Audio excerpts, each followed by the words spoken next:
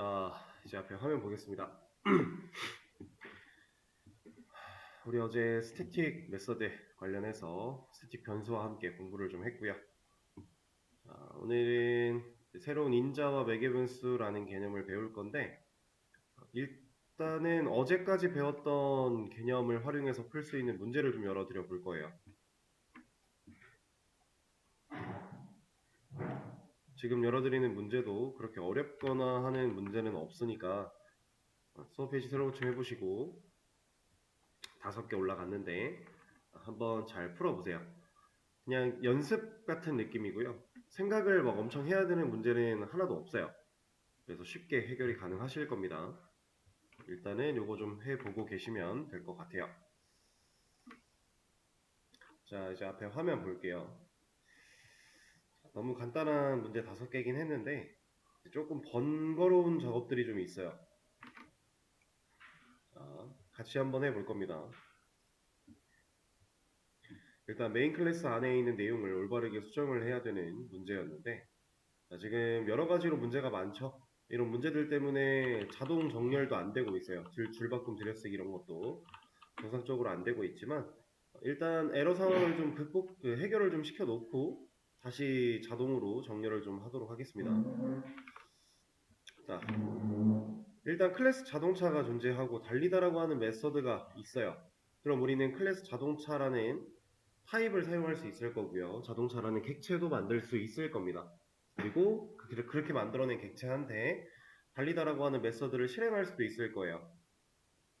이게 가능한 상황이 먼저 일단 파악이 되고요. 그 다음에 실제로 우리가 해야 되는 코드를 보니까 int 타입의 자동차인데 연결되려고 하는 값이 넣어지려고 하는 값이 new 자동차래요.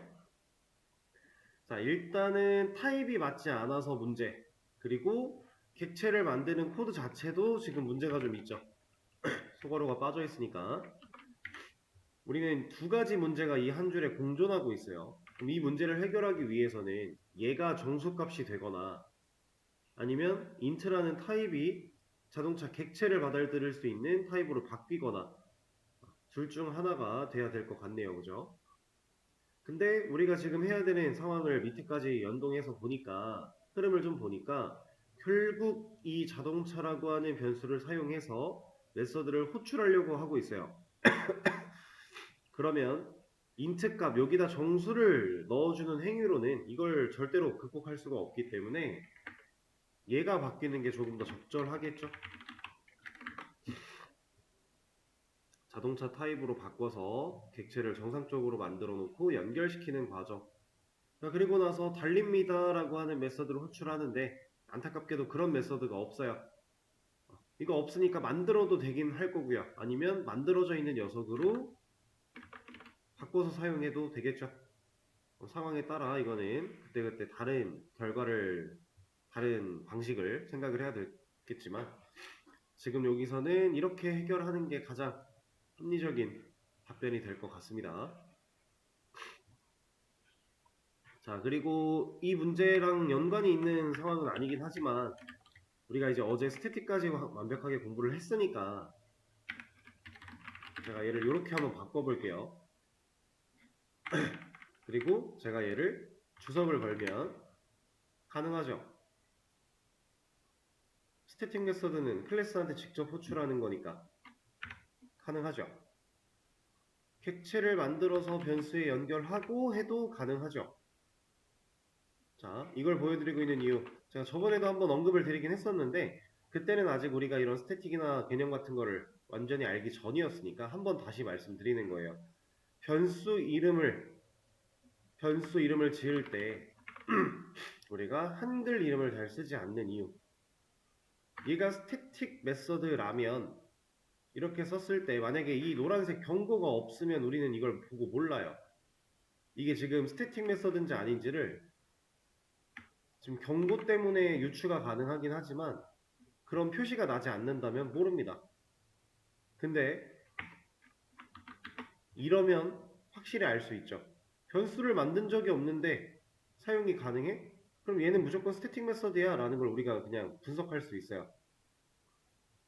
근데 한글은 표현하는데 한계가 있다. 소대문자 같은 게 없으니까 이름이 같아 버리면 정말로 똑같다 라는 문제가 있고요. 만약에 이 녀석이 영어로 사용을 해서 이렇게 카라고 하는 클래스였고 변수 이름이 자동차가 아니라 카였다면, 이랬다면 이거는 이제 명확한 차이가 있죠. 얘를 주석 걸어도 안 될 거니까. 이래서 우리가 클래스 이름은 파스칼 표기를 사용을 하는 거고 변수는 카멜 표기를 사용을 하는 거예요. 변수 이름을 지을 때 클래스 이름 짓는 것처럼 파스칼 표기를 써서 이런 식으로 지어버리면 똑같은 한글과 똑같은 문제에 시달리게 되겠죠. 이래버리면 표기법이 다른 이유와 개발을 하는 상황에서 한글로 변수명을 짓거나 하지 않는 이유, 이런 느낌. 우리가 이제 스태틱이라는 걸 제대로 배웠으니까 확실하게 알 수 있어서 한 번 더 말씀을 드려봤고요. 자, 이번에는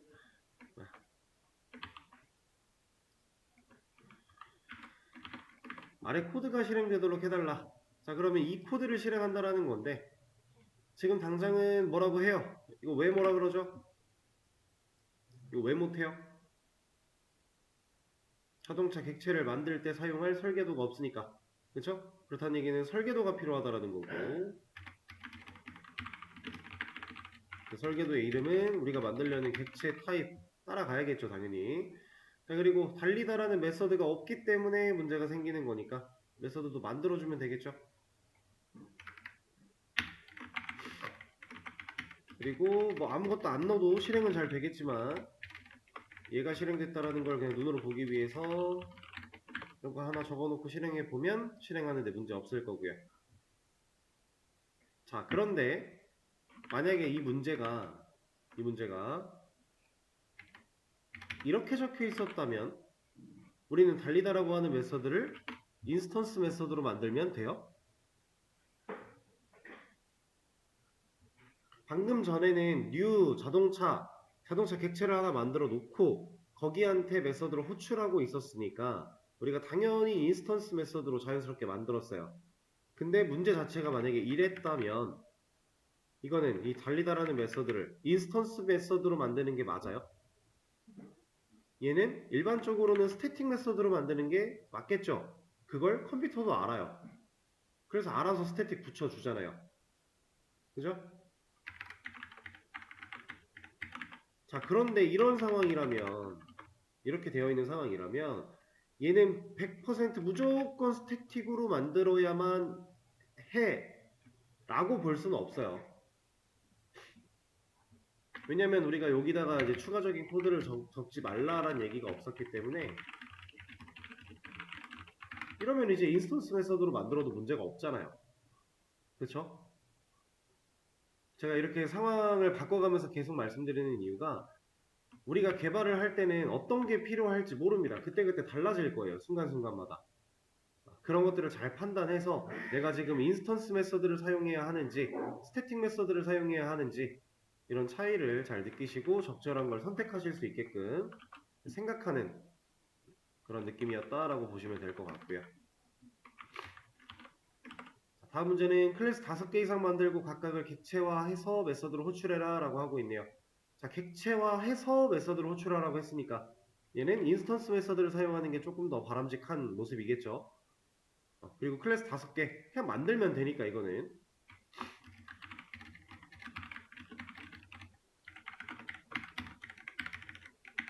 이런 식으로 만들어주고,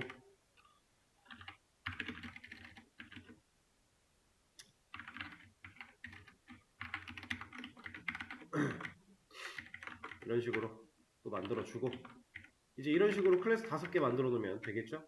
그리고 이 메인 메서드 안쪽에서 이러면 하나 객체화하고 호출한 거고요. 아니면은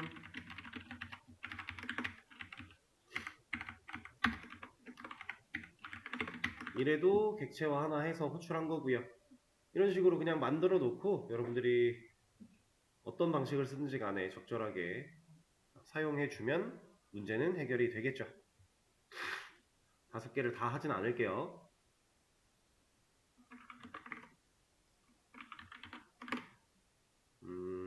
그리고 이 문제 같은 경우는 아까 전에 제가 예시를 벌써 들어드렸네요. 뒤에 똑같은 문제가 나오긴 했는데, 자, 이러면 이것만 메인 메서드에 있는 이 코드만 생각한다라고 했을 때 스태틱 메서드를 만들어주는 게 좀 더 바람직한 모습이 될 것 같고요. 만약에 메인 메서드에 다른 코드를 더 적는다라고 하면은 인스턴스 메서드를 쓰면서 자동차라는 변수 하나 또 만들어내는 방식으로도 해결이 가능할 거고요. 둘 다 뭐가 더 정답 가장 정답에 가까운 건 스태틱 메서드를 사용해보는 느낌이긴 할 텐데, 인스턴스 메서드를 썼다고 해서 정답이 아니다 이런 느낌은 아니니까 잘 고려해 보시면 된다.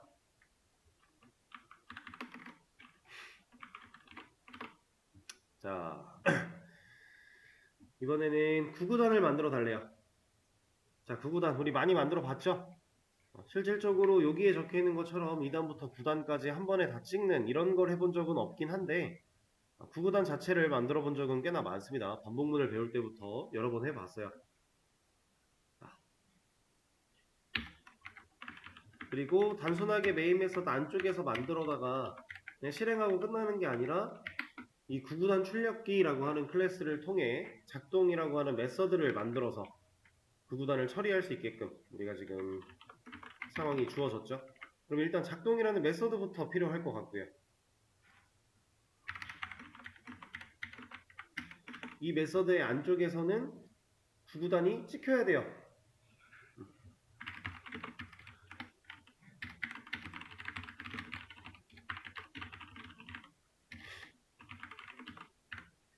얘가 찍혀야 됩니다. 여기다가 이제 구구단을 구현만 하면 됩니다. 우리는 작동이라는 메서드가 실행되면 그 메서드는 구구단을 출력하는 기능을 가지게만 해주면 돼요. 우리는. 자, 그러면 일단은 우리가 예전에 많이 해봤던 8단 찍기 이런 거 한번 해볼까요?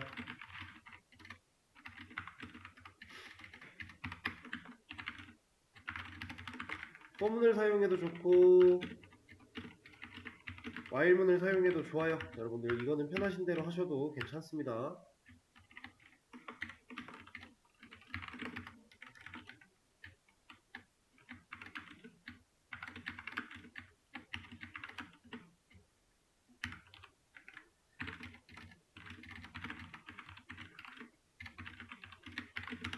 자, 이러면 그냥 8단 찍혀 나오겠죠? 우리가 이건 많이 해봤던 거니까 추가 설명 없이 여기까지 진행을 했는데, 자, 이거는 그냥 8단을 찍는 거예요. 우리가 하고자 했던 거, 문제에서 요구했던 거는 2단부터 9단까지 알아서 찍히는 거예요. 그러면 문제를 이런 식으로 들어오시면 안 됩니다. 이렇게 해서는 해결하기가 쉽지 않아요. 이 문제를 푸는 가장 효율적인 방식은 지금 비단 9구단이라는 상황이 아니라 앞으로도 여러분들이 어떠한 로직을 작성한다라고 했을 때 지금 예를 보면 몇 단인지 제목이 타이틀이 출력되는 구간이 존재하고요. 이렇게 실제로 이 타이틀 사이에 그 타이틀에 대한 내용이 찍혀야 되는 상황이 존재해요. 그러면 2단이라는 타이틀 밑에 2단, 3단이라는 타이틀 밑에 3단, 4단이라는 타이틀 밑에 4단 뭐 이런 식으로 계속 반복을 해야 돼요. 근데 반복되는 그 파트를 좀 찾아보면 얘도 반복적인 처리가 되어야 되겠지만 얘도 반복적인 처리가 돼야 되겠죠. 그렇죠? 자, 이럴 때에는 큰 그림을 먼저 봐야 돼요. 안쪽에서부터 생각을 시작하면 문제를 해결하기가 오히려 힘들어집니다. 가장 바깥쪽 큰 영역, 테두리 영역을 먼저 고민을 해봐야 돼요. 지금 같은 경우는 2 곱하기 1은 2 곱하기 1은 2부터 2 곱하기 9는 18까지 3 곱하기 1은 3부터 3 곱하기 9는 27까지 라고 하는 그 구구단 내용에 해당하는 녀석이 안쪽이라고 판단이 되고요. 타이틀이 바깥쪽이라고 판단이 돼요. 제가 말하는 안쪽과 바깥쪽을 판단하는 근거는 사실 약간 좀 경험치가 필요한 감적인 부분인데 우리가 반복문을 돌린다라고 하면 반복적인 규칙대로만 변하죠. 우리가 첫 번째 반복을 했을 때는 1만큼 커지고 두 번째 반복을 했을 때는 이만큼 커지고 이런 식으로 코드를 작성할 수 있나요? 뭐 가능은 한데 그냥 간단하게 쉽게 얘기하면은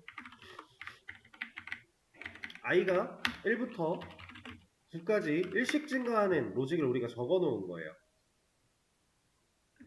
이렇게 적어 놓은 이 녀석한테 1, 2, 3, 4, 5, 6, 7, 8, 9가 찍히는데 첫 번째 반복 돌 때는 1이 찍히고 두 번째 반복 돌 때는 3이 찍히고 세 번째 반복 돌 때는 뭐 7이 찍히고 네 번째 때는 갑자기 9가 찍히고 뭐 이런 식으로 이 안에 찍혀야 되는 값 안에 규칙이 없는데 이걸 반복문으로 처리할 수 있느냐라는 거예요. 이거는 없어요. 이건 반복문으로 못해요. 아예 불가능합니다. 이걸 우리가 어떻게 판단할 거예요? 이거 하려면 뭐 아예 할 수는 있겠지만 그냥 순수한 노가다예요. 반복문 만들어 놓고 이 조건 여기다가 조건문 해서 i가 1일 때 출력해, i가 3일 때 출력해, i가 7일 때, 9일 때 출력해 이렇게 하는 거 말고는 방법이 없어요. 단순한 노가다거든요. 그렇기 때문에 우리는 반복적인 규칙을 찾아내는 게 중요한데 반복적인 규칙을 보면 구구단에 해당하는 내용에 해당하는 이 녀석들은 우리가 어떤 규칙인지 알아요. 근데 이 타이틀 찍는 거 2단, 3단, 4단 찍는 거 얘도 지금 1단씩 증가하고 있잖아요. 그럼 이 규칙을 찾았으면 얘를 먼저 떠올릴 수 있어야 된다라는 얘기입니다. 그래서 단이라고 하는 변수를 놓고 얘를 초기값 2부터 시작을 할 건데 얘가 9까지 증가를 할 거야. 왜? 우린 9단까지 찍을 거니까. 그리고 이 녀석은 1씩 증가를 할 거고 이 단이라고 하는 녀석을 사용해서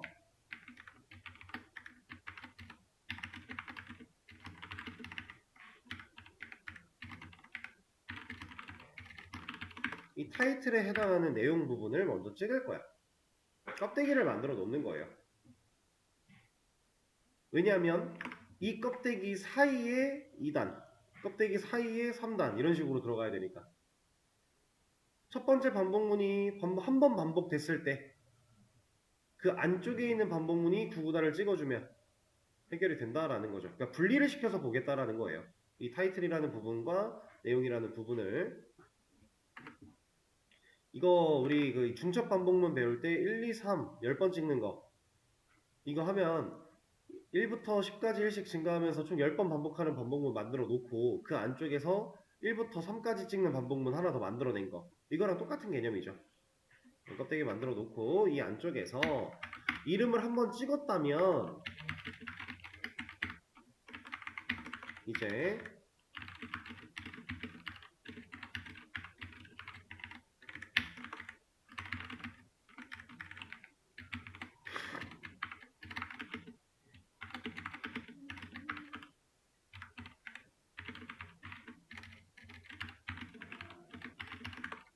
이렇게 출력해 줄 수 있겠죠. 이중 반복, 중첩 반복문을 사용해서 두 가지의 규칙을 둘 다 만족하는 반복문을 처리하는 겁니다. 이렇게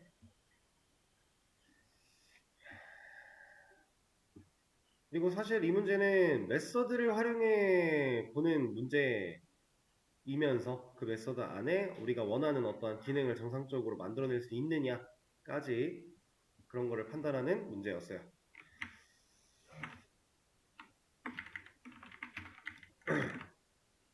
자, 이렇게 해서 문제는 다 풀어봤고 이제 새로운 개념을 들어갈 겁니다.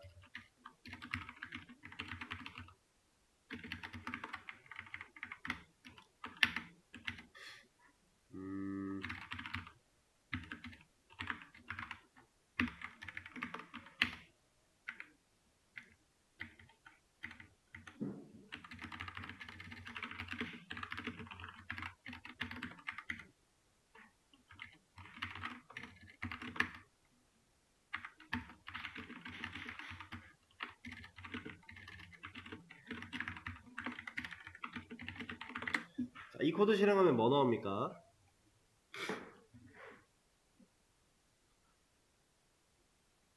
30 나오겠죠?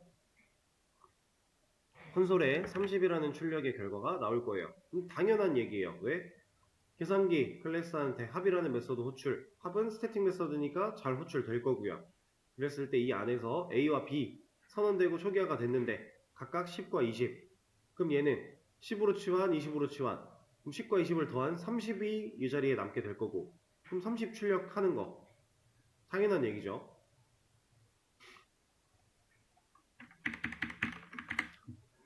세 개만 합시다. 자, 이거는 출력 결과 어떻게 돼요? 30, 30, 30. 세 번 나오겠죠? 우리가 실행을 할 때마다 합이라는 메소드를 호출할 때마다 같은 결과가 나와요. 왜? 메소드 안에서 지역 변수가 선언 초기화되고 있고 이렇게 선언 초기화된 녀석을 직접적인 연산에 사용을 하고 있으니까 이게 바뀔 수가 없으니까 우리가 코드를 건드리지 않는 이상 합이라는 메소드를 첫 번째 실행했을 때와 두 번째 실행했을 때가 다른 결과를 줄 수가 없어요. 지금 현재로서는. 그렇죠? 뭐 물론 우리가 지금 현재까지 배웠던 개념 스태틱 변수를 사용하면 여기에 있는 A, B의 값을 진짜로 뭐 변화를 줄 수 있을 거니까 처리를 하는 게 어느 정도는 가능하겠지만 지금 당장 이 메서드만 호출하는 이 상황에서는 약간 제한적이다. 단순하게 생각하면 불가능해 보인다 라는 느낌이에요. 그런데 저는 이런 결과를 원합니다. 첫 번째 계산기 합을 했을 때에는 10 플러스 20이라서 30을 원하는데 두 번째 합일 때에는 30 플러스 40이어서 70을 원하고요. 세 번째 합을 진행을 했을 때에는 50 플러스 10이어서 60을 원한다. 이런 걸 하고 싶어요, 지금. 결과가 이렇게 나왔으면 좋겠어요. 30, 70, 60으로. 그리고 그때 더해지는 수는 이렇게 만들고 싶어요, 제가. 지금 당장 얘가 실행되는 이 시점에 이 합이라는 메서드 안쪽 여기에다가 내가 원하는 10과 20을 알려줄 수 있는 방법 있나요? 우리가 알고 있는 배웠던 것 중에는 없어요. 그래서 이거 할 수 있는 걸 새로 배울 거예요. 지금부터. 그리고 밑에 두 번째 합을 실행하는 이 시점에서는 30과 40이라는 녀석이 여기에 들어갔으면 좋겠어. 세 번째 때는 50, 10이 들어갔으면 좋겠어. 우리 이런 거 해볼 겁니다. 자, 제가 원하는 10과 20이라는 값, 30과 40이라는 값 이런 녀석들을 소괄호의 안쪽에 이렇게 넣을 거예요. 얘는 일단 안 넣었어요. 우리가 메서드를 호출할 때, 메서드를 만들 때 둘 다 소괄호라고 하는 녀석이 항상 따라 붙었거든요. 소괄호가 없으면 메서드가 아니라고 했어요. 근데 지금 그 소괄호 안쪽에 제가 뭘 넣은 거예요? 값을 넣은 거예요. 이건 1차원적인 값이죠. 제가 지금 값을 세팅했습니다. 그리고 두 개를 넣을 거니까 중간에 컴마를 사용해서 구분자를 지었어요. 자, 이렇게 메서드를 호출하는 이 시점에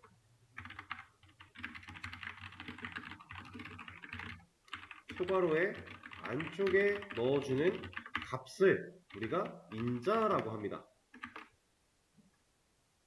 우리가 이걸 인자라고 표현을 해요. 그리고 사실 이 인자를 우리는 이미 사용을 하고 있었어요. 왜 사용을 하고 있었는지는 조금 이따가 얘랑 세트 메뉴인 한 녀석을 더 공부하고 말씀을 드려볼게요. 자, 이렇게 메서드를 호출할 때 소괄호의 안쪽에 넣어주는 값을 우리가 인자 그리고 인수 뭐 이런 식으로 표현을 하는데 둘 다 같은 말입니다. 이 녀석을 이렇게 넣어주는 인자, 인수라고 하는 녀석을 얘를 보면 지금 소괄호 안에 뭐가 들어갔다고 안 돼요. 에러예요 이거. 왜 에러인지 얘는 지금 문제가 없는데 얘는 지금 문제가 있어요. 왜 에러인지 마우스를 올려놓고 보면 합이라고 하는 이 메서드 계산기 타입 안에 있는 이 합이라고 하는 메서드는 is not applicable for the arguments int라고 하고 있습니다.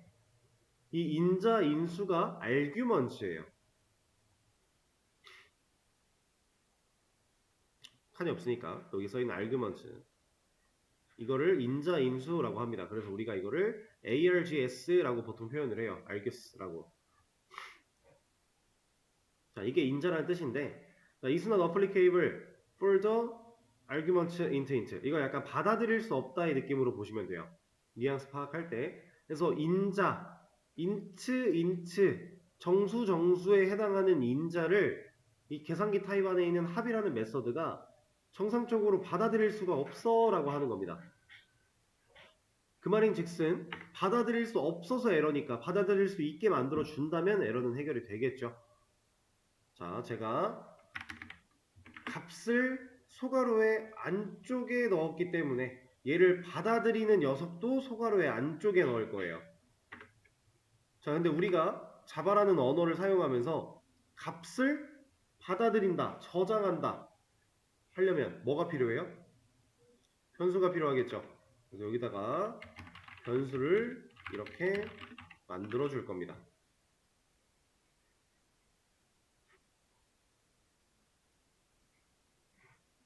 그러면 이제 얘네들은 뭐라고 안 해요. 근데 얘가 뭐라고 해요. 이 녀석은 잠깐 주석을 걸어놓고 볼 거예요. 그리고 지금 여기도 뭐라고 하고 있는데 얘네들은 왜 뭐라고 하겠어요 지금? 이름이 같아서. 그렇다라는 건 얘는 얘랑 같은 공간에서 만들어진 변수다라고 취급을 하는 거겠죠? 실제로 이걸 가지고 우리가 이 녀석도 이제 변수를 우리가 만들어낸 건데 이 변수는 이제 지역 변수랑 똑같은 개념으로 생각을 하시면 됩니다. 그래서 메서드가 실행이 될 때 그때 생성이 되고 이 안쪽에서 똑같은 이름으로 만들 수 없어요. 그래서 얘는 이제 뺄 거예요. 자, 그리고 잘 보시면 변수를 만들 때 이 모양이 제가 초기화를 한 건가요? 변수의 값을? 안 했죠. 선언만 했죠. 이렇게 메서드가 적혀 있는 메서드를 만드는 이 위치에 적힌 이 소괄호 안에 있는 이 변수 얘를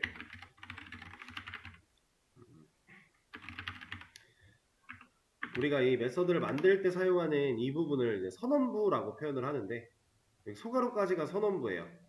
그 선언부에 있는 인자를 받아들일 수 있는 변수를 가지고 우리가 매개 변수라고 얘기를 합니다.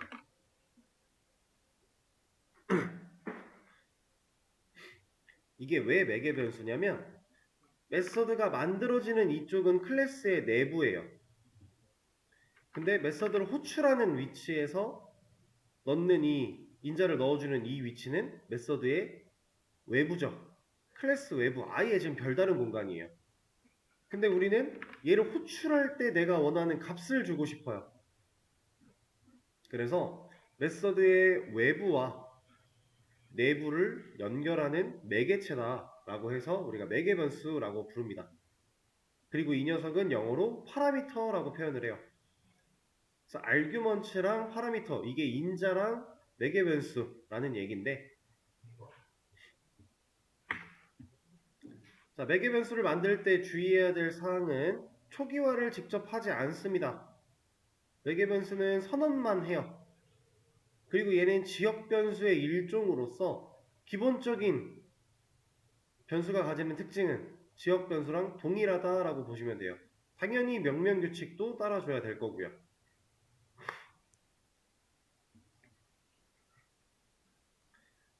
자, 이제 이렇게 처리를 하게 되면 어떤 일이 벌어지느냐?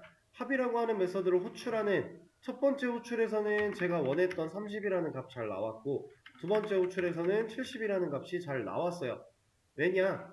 우리가 넣어주는 이 값들을 매개 변수가 진짜로 잘 받았으니까 그렇게 받은 값을 출력에 사용했으니까 처리가 된 거예요. 자, 그러면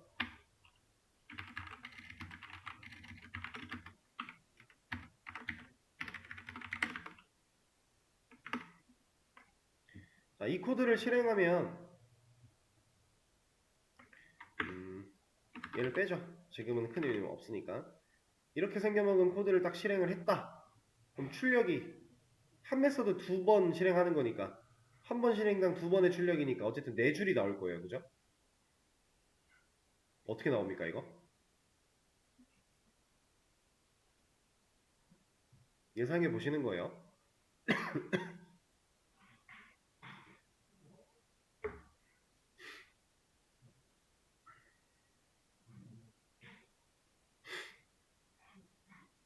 자, 10, 20, 30, 40 맞습니까? 자, 이렇게 예상할 수 있는 이유. 인자에 10과 20 들어있는데 매개 변수가 A, B니까 뭔가 이거 이대로 그냥 빨려 들어와서 이렇게 저장되지 않을까? 실제로 그렇게 들어와서 연산을 사용했을 때 문제 없었으니까 생뚱맞게 갑자기 뒤에 있는 녀석이 앞에 오진 않을 거 아니야? 라고 우리가 예상을 할 수 있어요. 그러면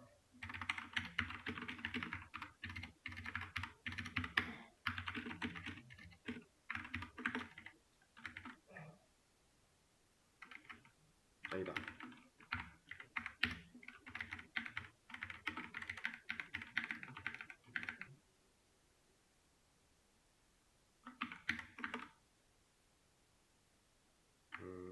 아니지, 이러면 이게 맞지. 코드가 이랬다면요? 이래도 10, 20이에요?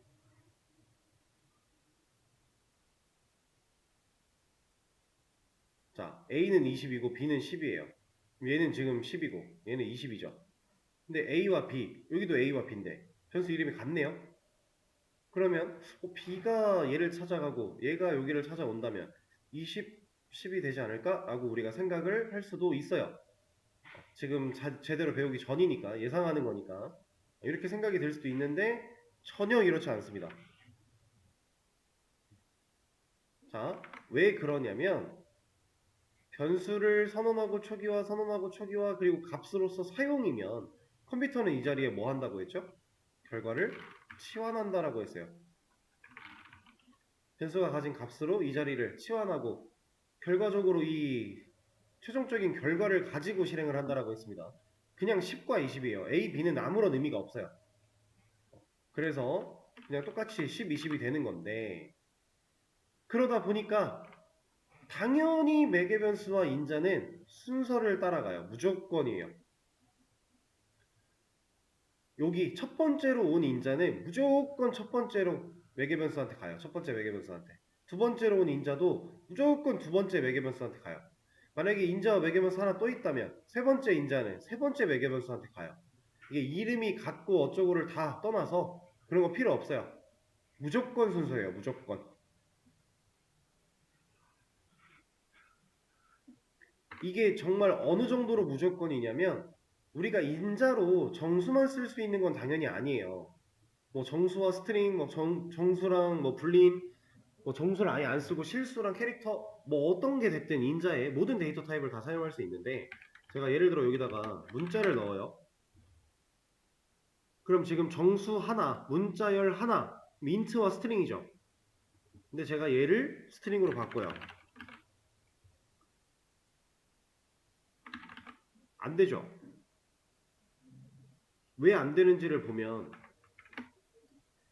이 계산기 타입 안에 있는 합이라는 메서드는 매개 변수를 스트링과 인트로 가진대요. 순서가 그래요. 근데 아규먼트는 인트와 스트링이래요. 그러면 지금 이 정수값을 문자열 데이터를 넣어야 되는 A한테 넣겠다라고 하는 거고 ASD라는 문자열을 정수값 들어가는 B한테 넣겠다라고 하는 거예요. 이거 타임 미스매치잖아요. 이게 근데 사실상 정수 하나 문자열 하나니까 알아서 좀 센스 있게 얘는 정수한테 얘는 문자열한테 들어가면 좋을 텐데 그렇지 않다라는 겁니다. 자바는 이게 명확해요. 무조건 순서예요. 다른 게 없어요. 파이썬 같은 언어는 애초에 순서를 기본적으로 따라는 가지만 얘네들이 뒤죽박죽으로 알아서 찾아갈 수 있게끔 하는 것도 가능해요. 자바는 그런 거 없습니다. 그냥 무조건 순서. 그렇게 생각을 하시면 되고요.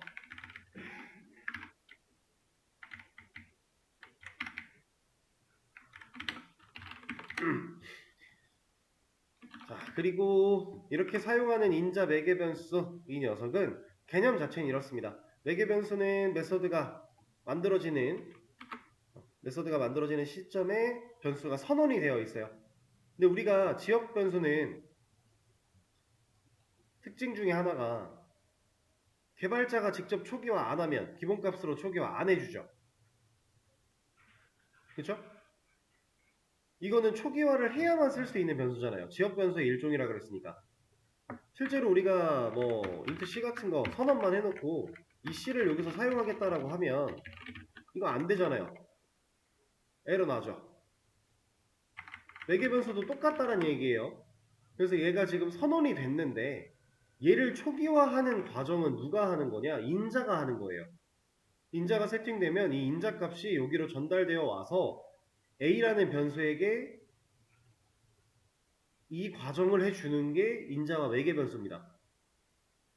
이 과정이 없으면 A를 우리가 못 써요. 그러니까 인자 개수가 안 맞으면 없어버리면 이 메서드를 실행하지 못한다라고 하는 겁니다. 초기화를 무조건 해야 되는데 얘는. 그렇죠?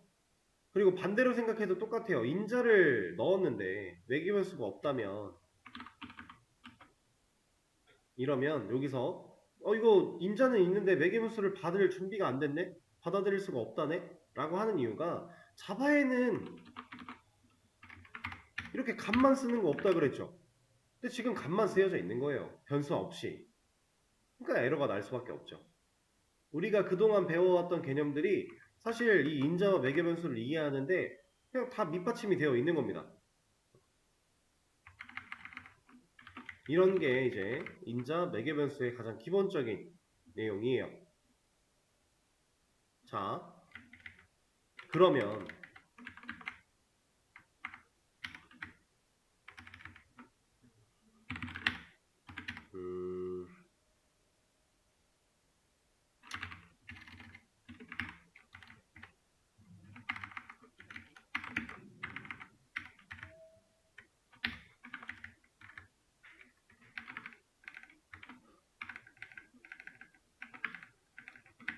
자, 제가 이런 거 하고 싶어요.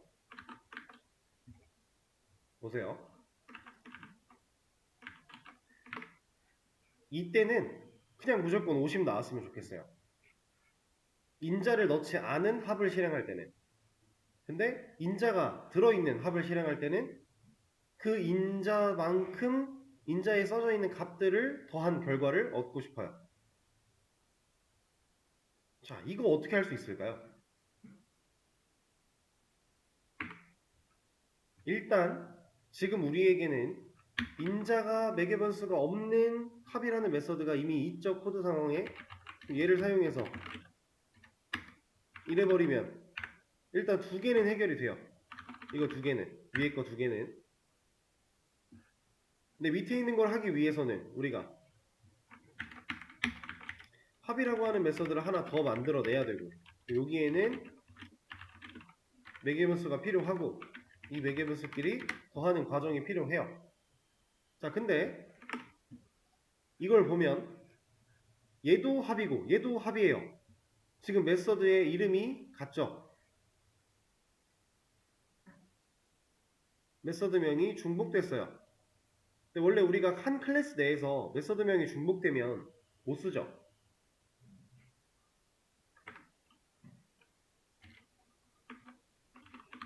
이거 안 되잖아요. 똑같은 메서드를 선언할 수 없다. 같은 공간 내에서. 그죠? 근데 이걸 우리는 해야만 해요. 어떻게 할 수 있을까요? 이게 돼야, 이걸 쓸 수 있어야 우리가 지금 이걸 해결을 할 텐데, 이걸 해결하기 위해서 얘를 썼더니 메서드 이름이 같아버리니까 이거 어쩔 수 없네? 메서드 이름 바꿔야 되나? 이러면 당연히 문제 없죠. 우리가 원하는 것 결과도 얻어낼 거고.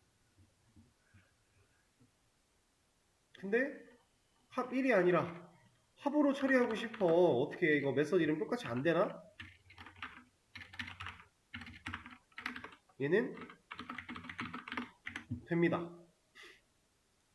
이 녀석은 가능해요. 분명히 메서드 이름이 같은데 얘는 이제 뭐라고 안 해요. 이건 뭐라고 하면서 얘는 뭐라고 안 해요. 왜 뭐라고 안 할까요, 이거?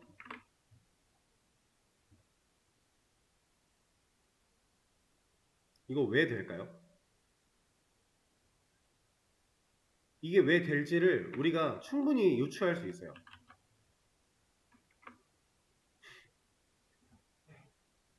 자, 자바는 보통 빨간색 에러를 보여주는 상황일 때는 자바 스스로 뭔가 판단했을 때 이거 위험해 라고 느끼거나 아니면 스스로 어떠한 결정을 내릴 수 없는 이거랑 이거 중에 내가 이걸 어떻게 고르겠어, 이거 말이 안 되잖아, 내가 이걸 자체적으로 선택할 수 없어 라고 하는 상황에서 에러를 보여줘요. 근데 이 녀석은 지금 에러도 없고 문제도 없고 실행도 잘 되고 아주 잘 되고 있는데 그럴 수밖에 없는 이유, 인자가 없어요. 얘는 둘은 인자가 없어요. 자, 인자가 없으면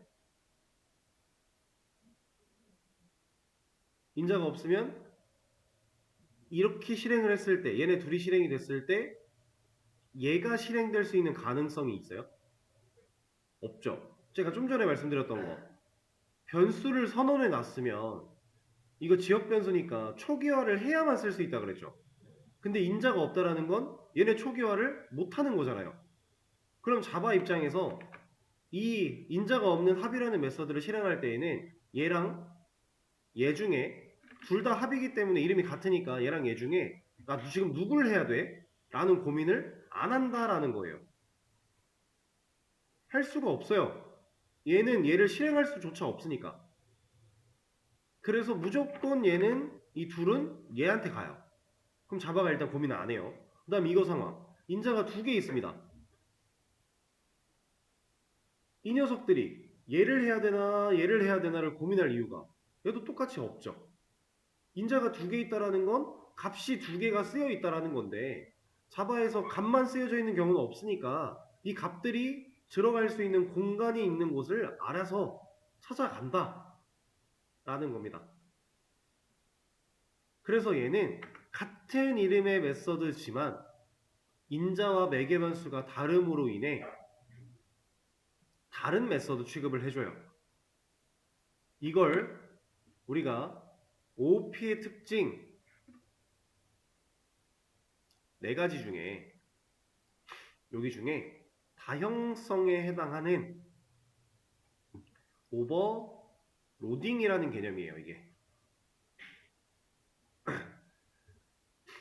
메서드 이름이 같지만 인자와 매개 변수에 따라 다른 메서드 취급을 해주어서 같은 이름의 메서드명을 사용할 수 있게 해주는 개념, 이게 오버로딩에 해당하는 내용입니다.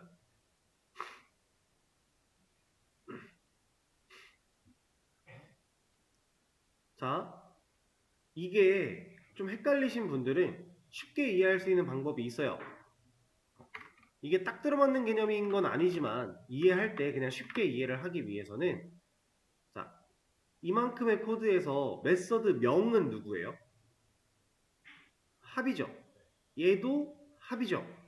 근데 이제부터 여러분들이 메서드 이름을 소괄호까지 한번 봐보는 거예요. 여기까지가 이름이다 라고 생각을 해보는 거예요. 그러니까 이게 맞는 개념은 아닙니다. 이게 진짜 팩트의 개념은 아닌데, 원리는 아닌데 그냥 생각 자체를 그렇게 해보는 거죠. 그러면 얘랑 얘는 확실히 다른 이름이죠. 여기까지를 이름으로 본다면 이건 완전히 다른 거잖아요. 그쵸? 그러면 다른 이름이니까 문제가 없다라고 생각하셔도 무방해요. 그리고 우리가 메서드를 호출할 때도 소괄호까지가 이름이다 라고 생각하면 메서드 이름으로 호출했다 라고 생각하는 것도 얼추 들어맞겠죠. 이렇게 이해하셔도 무방합니다. 근데 엄밀히 따지면 이름은 절대로 아니긴 해요. 이 소괄호 부분은. 이름은 이 소괄호 앞까지가 맞긴 해요. 그렇긴 한데 우리가 이해하기 위해서 그렇게 생각하셔도 괜찮다.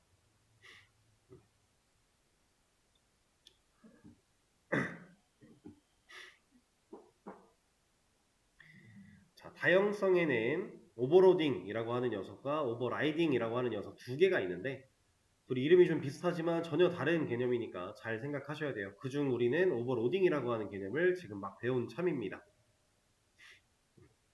계속적으로 지속적으로 많이 사용을 하는 개념이니까 잘 생각을 해주시고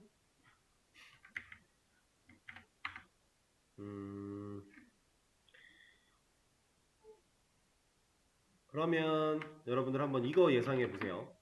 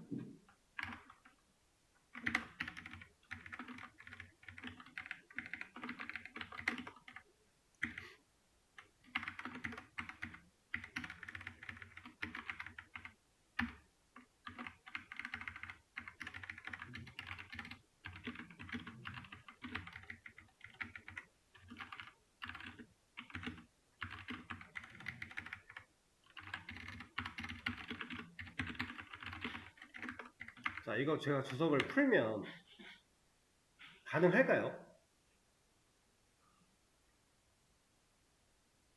제가 코드를 이렇게 실행하고 싶고 이거에 대해서 메서드를 이렇게 만들어 놨는데 이거 주석 풀면 가능할까? 라는 거예요. 안 될 것 같아요? 왜?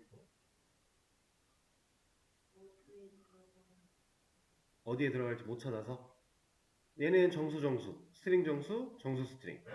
얘는 됩니다. 왜냐면 인자와 매개변수 자바 쪽에서는 무조건 순서 따라간다 그랬죠. 셋 다 인자가 두 개씩이에요. 근데 엄밀히 따지면 달라요. 정수 정수, 문자 정수, 정수 문자. 각각의 상황이 정말 다 다르죠. 그러면 하나씩 놓고 봤을 때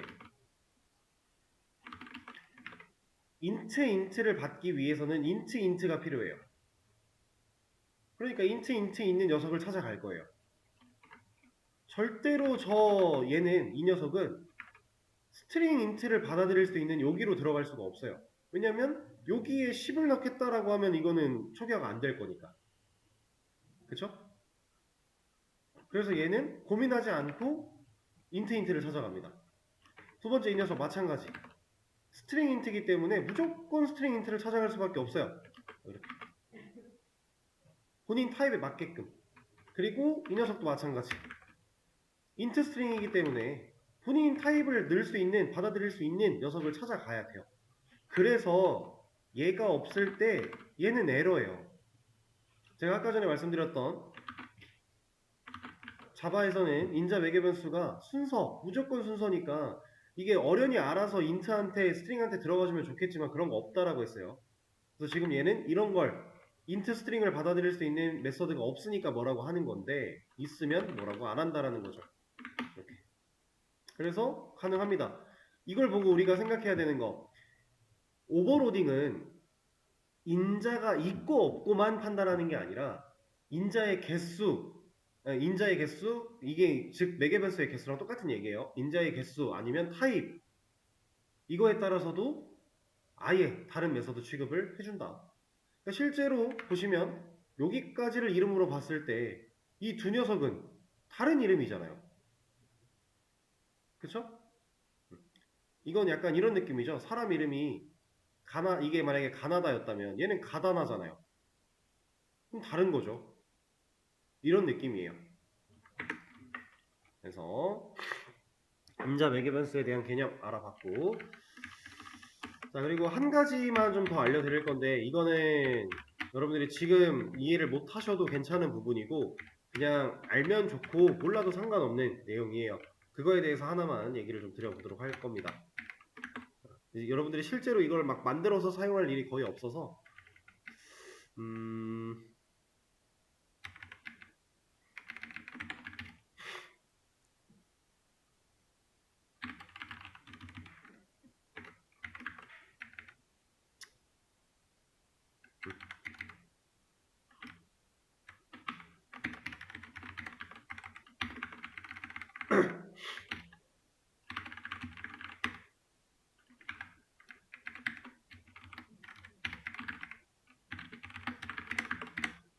이런 거 할 거예요. 이거 지금 인자 몇 개예요? 3개죠. 구분자가 컴마기 때문에 다른 거는 고민하실 필요가 없어요. 구분자를 잘 보면 돼요. 3개예요. 여기 지금 매개 변수 몇 개예요? 2개예요. 근데 점점점이라고 하는 독특한 모양이 하나 찍혀 있어요. 그러니까 우리가 아는 스트링이라는 타입은 여기까지인데 여기에 점점점이 붙었어요. 그럼 얘는 이거 뭐예요? 우리 이런 거 가지고 뭐라고 얘기했었죠? 주소라고 얘기했었죠. 주소가 찍혀 나온 겁니다. 그 말인즉슨 이 B는 단순히 스트링 문자열을 출력해주는 녀석이 아니라 객체 형태가 됐다는 얘기겠네요. 그죠? 뭐 물론 애초에 문자열 자체가 참조 타입이니까 좀 더 이해를 편하게 돕기 위해서 제가 이렇게 한번 진행을 해볼게요.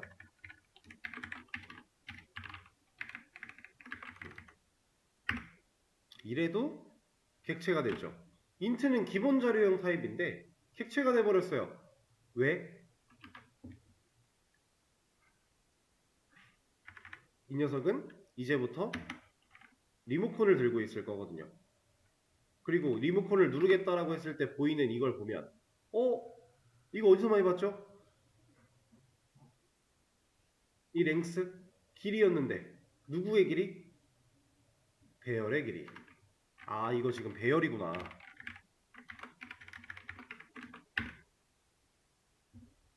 이렇게 되는 거예요. 지금 여러분들이 보고 계시는 이 매개 변수는 이 녀석은 이제 우리가 표현할 때 가변인자라고 표현을 합니다.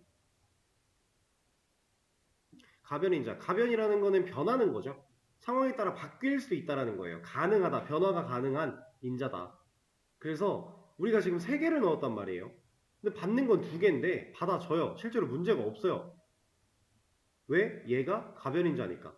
얘는 하나를 받을 수도 있고 2개를 받을 수도 있고 3개를 받을 수도 있어요. 안 받을 수도 있어요. 대신에 안 받으면 여기선 문제가 생기겠죠. 얘네가 없다면 실행하는데 문제가 없어요. 가변인자라는 건 이런 거예요. 근데 여러분들이 이거를 이미 많이 써봤습니다. 실제로 사용을 많이 했어요. 그동안. 언제? 이거 쓸 때. 자, %d, %d, %d 제가 구멍 3개 냈어요. 그럼 이 뒤에 변수 몇 개 와야 돼요? 3개 와야죠. 제가 구멍 2개 냈어요. 변수 몇 개 와요? 2개 와야죠. 자, 우리가 사용하는 printf라는 이 녀석 메서드 아니에요? 우리가 이제는 개념을 좀 배웠으니까 이것만 봐도 예측을 할 수 있는 게 자, 시스템 변수입니까? 변수 아니죠. 이거 클래스죠. 첫 글자 대문자에다가 우린 이런 변수를 만든 적이 없는데 사용이 되잖아요. 이거 클래스예요. 그러면 점 찍었어요. 리모컨 누르겠다 해서 누구한테 접근했어요? 아웃. 이거는 변수입니까? 메서드입니까? 이건 변수죠. 왜냐면 메서드였다면 소괄호가 있었을 거니까. 변수예요. 근데 약간 기울어져 있으면서 색깔이 진하네요. 파이널 스태틱 변수란 얘기예요.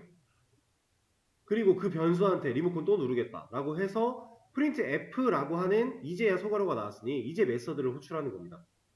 근데 그때 이 메서드를 호출할 때 지금 우리가 여기 안에 호출하는 시점에 넣는 이거 뭐라고요? 인자. 우리 인자를 구분자로 컴마로 구분자를 짓는다고 했어요. 그래서 이렇게 만들어 놓고 이 뒤에다가 10, 20 적으면 지금 인자 몇 개 세팅한 거예요? 문자열 하나랑 인트 정수값 2개 세팅한 거죠. 우린 그동안 이렇게 인자를 써오고 있던 거예요.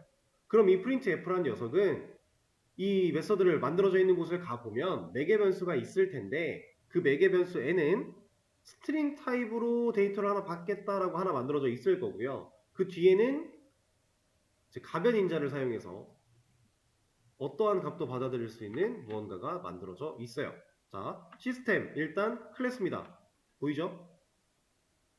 out 변수예요.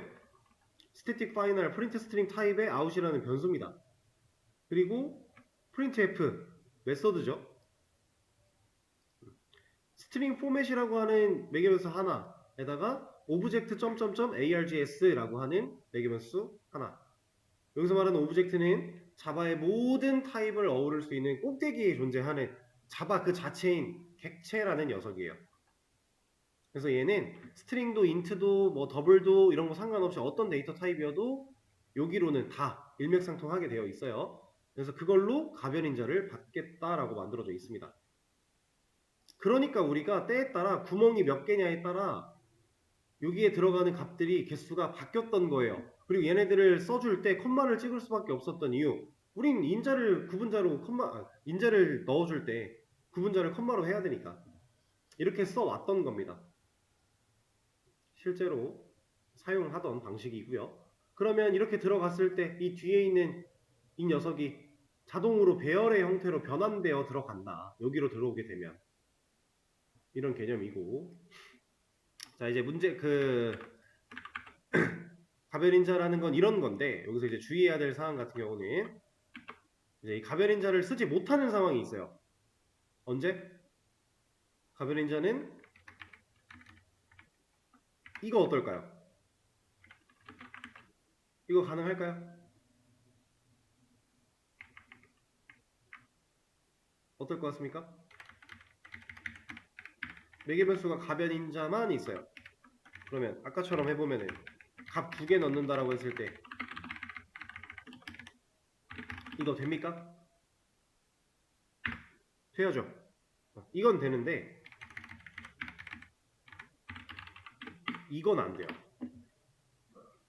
가변인자는 마지막 매개변수로만 사용할 수 있어요. 무조건이에요.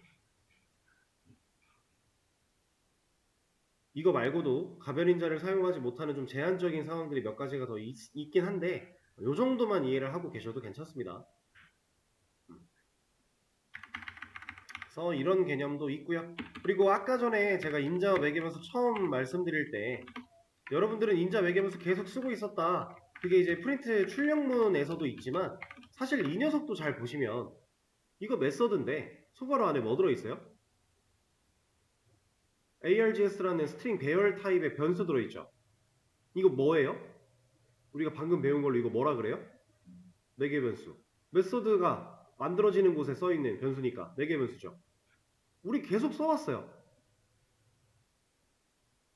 원리를 살짝 보면 우리가 프로그램을 실행한다 F12를 눌렀을 때 이 메인 메서드가 실행되는 거다라고 했는데 이 메인 메서드를 실행할 때 이 메서드 안에 적혀 있는 코드가 결국 실행이 되어 결과가 나오죠. 그러면 내부적으로는 이런 느낌이에요.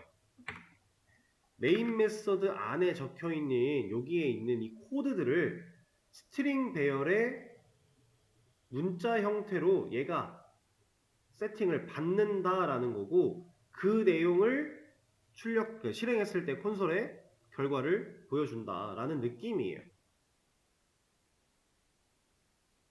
그러니까 우리가 별도로 메인 메서드를 호출한다라고 한 적은 없지만 실제로 여기 안에 작성하는 코드가 이렇게 호출되는 개념처럼 그때 인자로 들어가는 개념처럼 적용이 되는 거고 그렇게 적용된 녀석을 우리는 콘솔을 통해 결과를 볼 수 있다. 이런 식으로 동작을 하는 겁니다. 메인 메서드는. 그래서 얘가 특별한 거예요. 얘는 그런 기능을 하라고 많은 것들이 내재되어 있거든요. 우리가 지금 이제 인자 매개변수라는 개념에 대해서 많이 알아보고 있습니다.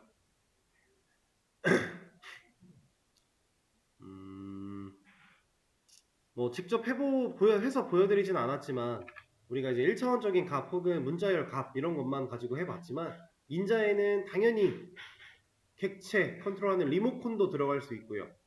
그리고 매개변수에서 이 리모컨 넘겨받으려면 타입 적절히 잘 매칭시켜서 받는 거 당연히 할 수 있고요. 이렇게 인자 매개변수에 대한 내용은 마무리를 하도록 하죠. 자, 그러면 쉬는 시간 한번 가졌다가 다음 시간에는 또 다른 것도 배워보도록 하겠습니다.